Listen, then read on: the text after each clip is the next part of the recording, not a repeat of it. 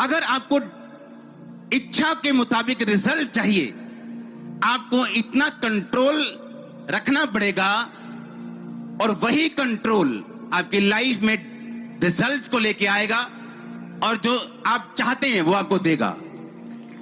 Hallelujah.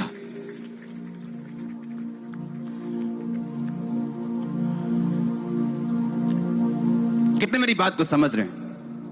अगर मुझे सेवा के लिए तैयार होना है तो मुझे कंट्रोल भी रखना है।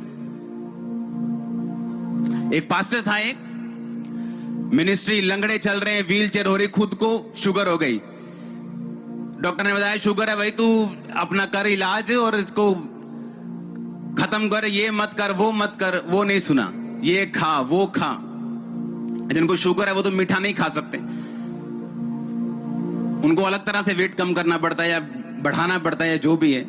लेकिन वो बंदा सुना नहीं और खाता गया, टांग कट गई, फिर भी खाता रहा, मर गया एंड में। हीलिंग मिरेकल्स वैसे ही होते रहे। लेकिन अगर आपको डिजायर्ड रिजल्ट चाहिए आपकी लाइफ में, आपको उस तरह का कंट्रोल आपकी लाइफ में रखना पड़ता है, वो स्पिरिचुअल हो वो फिजिकल हो। आमीन।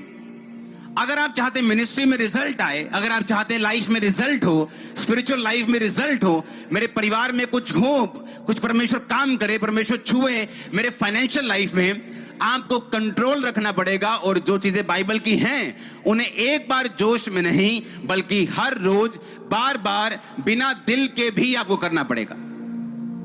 जितना मैं मीठा फ्रूट खाता हूं आप नहीं खा सकते, क्योंकि उसकी मैंने आदत डाली अपने आप को रोज। आप एक दिन खा सकते हो, 2 दिन अच्छे लगेगा, 3 दिन 4 दिन, लेकिन जब आप 6 महीने खा लोगे आपको वो अच्छा नहीं लगेगा। क्योंकि मुझे कोई फिजिकल प्रॉब्लम नहीं थी तो मैं कुछ भी खा सकता था, तो मैंने अलग तरीके से अपना वेट कम किया। आमीन। लेकिन कंट्रोल के साथ, चाहे आपको कोई फिजिकल प्रॉब्लम नहीं है फिर भी आपको कंट्रोल रखना पड़ता है अगर आप कोई रिजल्ट चाहते हैं। और सोचो स्पिरिट में, अगर आपका टीवी आप पे हावी है, आपका गुस्सा आप पे हावी है, आप किसी को माफी नहीं कर पा रहे, आप फोन की एडिक्शन को छोड़ ही नहीं पा रहे, आप फेसबुक पे 4-4 घंटे बैठे रहेंगे, आप कैसे रिजल्ट ले पाएंगे जो परमेश्वर आपको देना चाहते हैं? बात परमेश्वर की अब नहीं रह गई कि वो आपसे क्या चाहता है, वो आपको बढ़ाना चाहता है, आप नहीं बढ़ रहे, ऐसा कुछ नहीं। आप नहीं बढ़ रहे, परमेश्वर चाहता है आप बढ़े। वो नहीं चाहता एक उसका बच्चा बहुत अच्छा हो, एक उसका बहुत नालायक हो, एक उसका गरीब हो, एक उसका बहुत अमीर हो, वो नहीं चाहता। पर वो ये चाहता है कि आप इस बात को समझें और एक स्पिरिचुअल कंट्रोल अपनी लाइफ में लेके आए कि जो वचन आपने सुना कि मैं प्रेयर करूंगा वो वचन आपकी लाइफ में बना रहे। क्योंकि जब पहाड़ आएंगे, खाइयां आएंगी, बारिशें आएंगी, अलग अलग मौसम आएंगे स्पिरिचुअल लाइफ में भी, जिस तरह परमेश्वर ने फिजिकल लाइफ में बनाए, सर्दी गर्मी बारिश बसंत पतझड़ सब मौसम बनाए, उसी तरह से आत्मिक रीति में भी मौसम आते हैं। मौसम आता है जब आपका विश्वास हाई लेवल पे होता है, मौसम आता है जब आपका विश्वास थोड़ा सा कमजोर होता है, मौसम आता है जब आपका विश्वास 7वें आसमान पे होता है, एक मौसम आता है आपका विश्वास थोड़ा कमजोर होता है। हर विश्वास में, चाहे वो कमजोर हो चाहे वो मजबूत हो, आपको उस वचन पे लगातार बिना मन के भी खड़े रहना पड़ेगा। उसके बाद रिजल्ट देखना, लोग बोलेंगे क्या किया आपने, आप देखना। आप समझ रहे मेरी बातों के नहीं?